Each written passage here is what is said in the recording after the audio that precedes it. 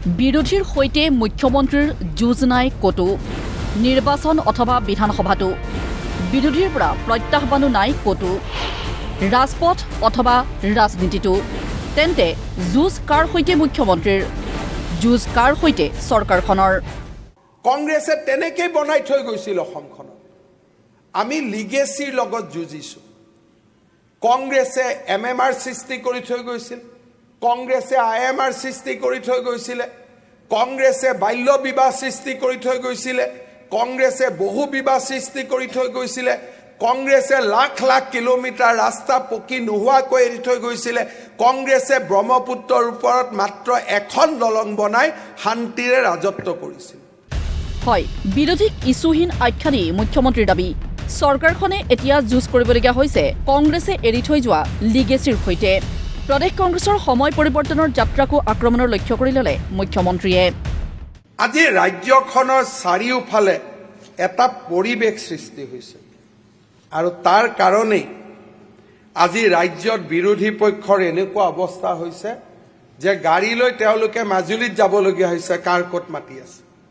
দেখা পোৱা একো নাই দুৰ্নীতিৰ কথা নাই এপইণ্টমেণ্টৰ দুৰ্নীতি নাই মাটিত দুৰ্নীতি নাই একো নাই এতিয়া তেওঁলোকে বাইনাকুলাৰ লৈ লৈ বিচাৰি ফুৰিছে ক'ত কি আছে কংগ্ৰেছ দল আজি ৱাকআউট কৰিছে কাৰণটো বেলেগ প্ৰিয়ংকা গান্ধী আহিছে তেওঁলোক তাতে থাকিব লাগে এৰ কাৰণটো বেলেগ আমি সকলোৱে পঢ়িটো আছোৱে যে আজি প্ৰিয়ংকা গান্ধী এমএলএৰ লগত মিটিং পাতিব কিন্তু হাউচত প্ৰজেকশ্যনটো কি দিলে যে আমি দেশৰ কাৰণে ৱাকআউট কৰিলোঁ কিন্তু অলপ পিছতে তেওঁলোকে গৈ প্ৰিয়ংকা গান্ধীৰ মিটিঙত বহি থাকিব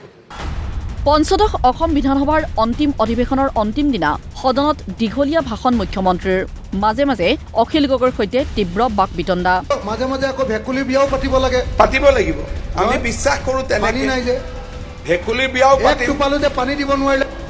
কিন্তু পূৰ্বৰ দৰে আক্ৰমণাত্মক হৈ নুঠিল মুখ্যমন্ত্ৰী হিমন্ত বিশ্ব শৰ্মা যি ধৰণে মই তাতে চাই কৈ আছো মই তাতে চাই কৈ আছো অকল আপুনি সুশান্তক চাই থাকিলে হ'ব সুশান্ত আৰু আপোনাৰ কিয় কাজিয়া ভাই একেলগে থাকক না আৰু অসমীয়া মানুহৰ মাটিবিলাক আছিলে 40 বিঘা দিলে 4 কোঠা মাননীয় অধ্যক্ষ মহোদয় চাওক আপুনি ৰিচাৰ্চ কৰে মাননীয় অধ্যক্ষ মহোদয় আপুনি ইলেকশ্যনত যাব অখিল গগৈ ডাঙৰীয়া মই কওঁ গাঁৱত ষ্টেডিয়াম লাগে আমি দৌৰিব লাগে তৃতীয়তে এডিআৰিৰ নেক্সট ইণ্টাৰভিউ কেতিয়া ওলাব স্যাৰ এটা কথা সুধোচোন প্লিজ ৰিপ্লাই দিবলৈ দিয়ক মানে বহিৰাজ্যত আপুনি কৈছিলে যোৱা 6 মাহত 150টা ল'ৰাৰ মৃত্যু ঘটিছে সেইটো মই সেই শ্ৰদ্ধাঞ্জলি স্কিমৰ বিষয়ে ময়ে ক'ম এইটো মোৰে ডেটা আছে প্ৰতি মাহত 50 জন ঢুকায় সেইটোকে মই ৰিপ্লাইটো দিবলৈ দিয়ক প্লিজ এনেকে দিগদাৰ হয় আপুনি মেনশ্যন কৰিছে মই তাৰ ডন কুৱেশ্যন 2027 চনৰ লোকপিয়লৰ প্ৰসংগত মুখ্যমন্ত্ৰীৰ সকিয়নি অসমীয়া জাতি সংখ্যালঘিষ্ঠ হ'বলৈ গৈ আছে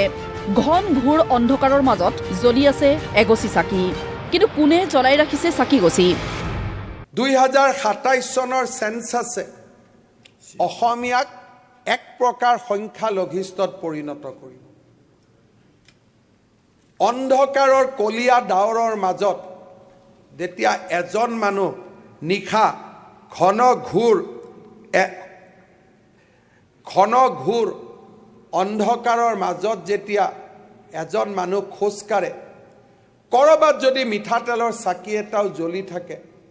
মানুহজনে সাহস পায় যে চিঞৰ এটা মাৰিলে কোনোবা এজন আছে অসমৰ সামাজিক ৰাজনৈতিক অৰ্থনৈতিক জীৱনৰ আটাইতকৈ অন্ধকাৰৰ সময়খিনিত এইখন বিধানসভা স্থাপন হৈছিল অসমীয়া জাতি নিৰন্তৰভাৱে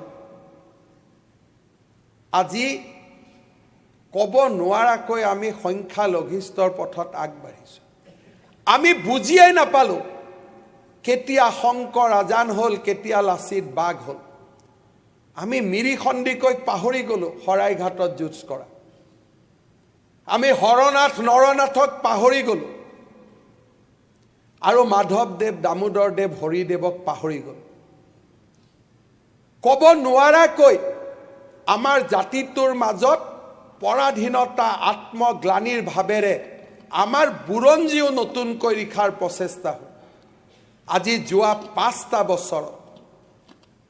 আমি কিমান কৰিব পাৰিছোঁ আমি নাজানো কিন্তু অন্ধকাৰৰ ৰাস্তা দি মাছ দিশা খোজকাঢ়ি যোৱা মানুহজনৰ মনতো এটা মাটিৰ চাকিৰে আমি আশাৰ বন্তি গছি জীয়াই ৰাখিবলৈ চেষ্টা কৰিছোঁ। সেই চাকিগছি জ্বলাই ৰখাৰ স্বাৰ্থতেই চলি আছে উচ্ছেদ অভিযান। এই উচ্ছেদ সেইসকলৰ বিৰুদ্ধে যিসকলক বনভূমিত আঠে বেঠে আনি বহুৱাইছিল কংগ্ৰেছ চৰকাৰে। কংগ্ৰেছে অসমৰ 30 লাখ বিঘা ফৰেষ্ট মাটি বেদখলৰ বাবে এৰি দিছে। আজি আমি বনভূমিত চন্দ্ৰ পাটোৱাৰী ডাঙৰীয়াই কাম কৰিছে। বনভূমিত আজি আমি ট্ৰাইবেল আৰু খিলঞ্জীয়া লোকক এহাতে মাটিৰ পট্টা দিছোঁ আৰু যিসকল অচিনাকি লোক তাত বহিছে 1.5 লাখ বিঘা মাটি আমি এভিকশ্যন কৰিছোঁ। কিন্তু এজনো ট্ৰাইবেল মানুহ এভিকশ্যন হয়। কাকিৰ পৰা সোণাই ৰূপাইৰ পৰা বকুলৈকে ট্ৰাইবেল মানুহক আমি মাটিৰ পট্টা দিছোঁ, খিলঞ্জীয়া লোকক আমি মাটিৰ পট্টা দিছোঁ। জালুকবাৰীত নিজে প্ৰথম নিৰ্বাচনত পৰাজিত হোৱাৰ অভিজ্ঞতা টানি আনি অনুজ বিধায়কক মুখ্যমন্ত্ৰীৰ আহ্বান। ভোট নিদিয়াসকলক শত্ৰুজ্ঞান নকৰিব, তেওঁলোকৰ মন জয় কৰিবলৈহে চেষ্টা কৰক। 1996 চনত মই যেতিয়া প্ৰথম নিৰ্বাচন প্ৰতিদ্বন্দ্বিতা কৰিছিলোঁ, সেই নিৰ্বাচনত মই 17,000 ভোটত পৰাজয় হৈছিলোঁ। কিন্তু আমাৰ যিটো সমষ্টি ৰাইজৰ প্ৰতি দায়বদ্ধতা, নিৰ্বাচনত জিকা আৰু হাৰাই ইয়াত কোনো ইম্পেক্ট পেলাব নালাগে। কাৰণ আমি যেতিয়া ৰাজনীতিত আহিছোঁ, কেতিয়াবা হাৰিম, কেতিয়াবা জিকিম, কিন্তু ৰাজ্যবাসীৰ কাৰণে আমি নিৰন্তৰভাৱে কাম কৰি যাব লাগিব। সেই আদৰ্শৰ বাবে 2016ত 85,935টা ভোটত আৰু 2021 চনৰ নিৰ্বাচনত 1,01,000 ভোটত জয়ী হ'বলৈ সক্ষম হৈছিল হেনো মুখ্যমন্ত্ৰী। 2001 চনত একেটা সমষ্টিতে য'ত মই 17,000 হাৰিছিলোঁ, তাত মই দ্বিতীয়বাৰ 10,000 ভোটত জিকিছিলোঁ। তৃতীয়বাৰ যেতিয়া 2006 চনত মই নিৰ্বাচন খেলিছিলোঁ, তেতিয়া মই 42,468টা ভোটত জিকিছিলোঁ। আৰু যেতিয়া মই আকৌ 2011 চনত ইলেকশ্যন খেলিছিলোঁ, একেটা সমষ্টিতে মই 77,403টা ভোটত জিকিছিলোঁ। যেতিয়া মই পঞ্চমবাৰ ইলেকশ্যন খেলিছিলোঁ 2016 চনত, তেতিয়া মই 85,935টা ভোটত জিকিছিলোঁ। আৰু 2021 যেতিয়া মই ইলেকশ্যন খেলিছিলোঁ, তেতিয়া মই 1,01,000টা ভোটত মই বিজয়ী হৈছিলোঁ। ব্যুৰো ৰিপৰ্ট, প্ৰতিদিন টাইম।